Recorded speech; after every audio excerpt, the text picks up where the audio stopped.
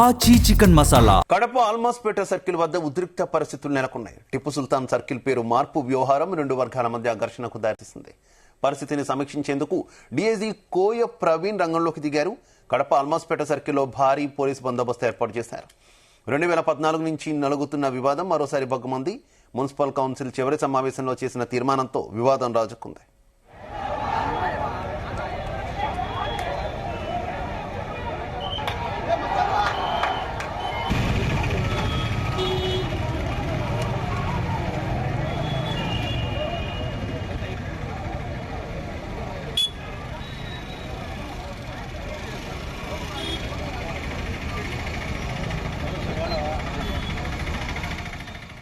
ఆల్మాస్పేట circle వివాదంపై social మీడియాలో రెచ్చగొట్టే వారిపై నిఘా పెట్టామని డీఐజీ కోయ ప్రవీణ్ తెలిపారు. శాంతి భద్రతలను కాపాడేందుకు పోలీసులు బాధ్యతగా పనిచేస్తారన్నారు. పరిస్థితి పూర్తిగా అదుపులోకి వచ్చే వరకు 144 సెక్షన్ అమల్లో ఉంటుందని చెప్పారు. ఆల్మాస్పేట సర్కిల్ను హనుమాన్ సర్కిల్ అని పిలవడం వల్లే ఘర్షణకు దారితీసిందని గుర్తించామన్నారు. ఇక దుబాయ్ పారిపోయిన ప్రధాన నిందితుడిని వదిలిపెట్టే ప్రసక్తే లేదన్నారు. సున్నితమైన అంశాలను చర్చల ద్వారా పరిష్కరించుకోవాలి గాని రోడ్లపైకి వచ్చి ఘర్షణ పడితే సహించేది లేదని డీఐజీ కోయ ప్రవీణ్ హెచ్చరించారు.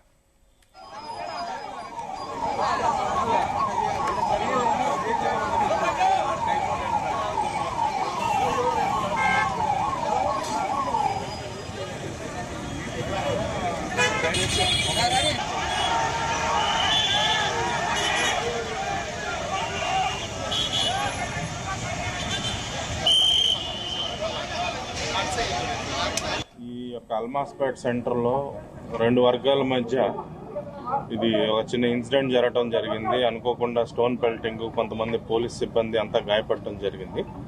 దానికి రెండు వైపుల నుంచి కూడా కొంతమంది కొన్ని ప్రొవోకేటివ్ స్టేట్మెంట్స్ ఇవ్వటం వల్ల కానీ దీనివల్ల కానీ అయితే పరిస్థితిని అదుపులోకి తీసుకొచ్చాం. పూర్తిగా ఈ ఇరుపక్షాల మీద మనం కేసులు కట్టడం జరిగింది. ఎవరైతే ఈ స్టోన్ పెల్టింగ్, ఈ ఆయుధతో దాడి చేసిన వాళ్ళందరూ కూడా కొంతమంది అదుపులో ఉన్నారు. అదే మాదిరిగా కొంతమంది పరారులో ఉన్నారు. వాటి కోసం గాలింపు జరుగుతుంది. ఇక్కడ పూర్తిగా 144 సెక్షన్ 1 టౌన్ 2 టౌన్ పరిధిలో కొన్ని ఈ ప్రాంతం అంతా కూడా 144 సెక్షన్ విధించి ఈ పరిస్థితులంతా అదుపు చేసాం. ఇప్పుడు ఫ్లాగ్ మార్చ్ కూడా కండక్ట్ చేపిస్తారు ఎస్పీ గారు. సిచ్యువేషన్ అంతా అండర్ కంట్రోల్లో ఉంది. 1-2 రోజుల్లో మేము 144 సెక్షన్ కూడా సడలించి పూర్తిగా కూడా దాన్ని తొలగించే అవకాశం ఉంది. ప్రస్తుతానికి సిచ్యువేషన్ అంతా కంట్రోల్లో ఉంటుంది. జరిగింది. చెప్పండి, మీరు ఏమైనా అడిగేది ఉంటే అడగండి.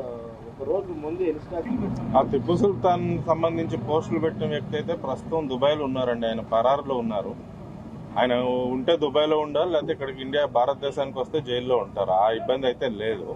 కానీ ఇక్కడ నిన్న జరిగిన దానిలో ఒక పక్షం వారు ఇక్కడ హనుమాన్ సర్కిల్ అని ఫ్లెక్సీలు కట్టడం వల్ల అవతల వర్గం వాళ్ళు ప్రొవోకేట్ అయ్యి దీనికి ఇంత జరిగింది. సో వాళ్ళని కూడా మందలించడం జరిగింది. సో దాని మీద ఇప్పుడు ఏంటంటే భారతదేశానికి ఒక ప్రత్యేకమైన చరిత్ర ఉంది. ఇది అన్ని మతాలని సమానంగా గౌరవిస్తూ ఉంటుంది. హిందువులకి హిందూ మతం ఎంత, వాళ్ళ యొక్క మత విశ్వాసాలు ఎంత ప్రగాఢమని, అదేవిధంగా మహమ్మదీలకు కూడా వారి యొక్క విశ్వాసాలు.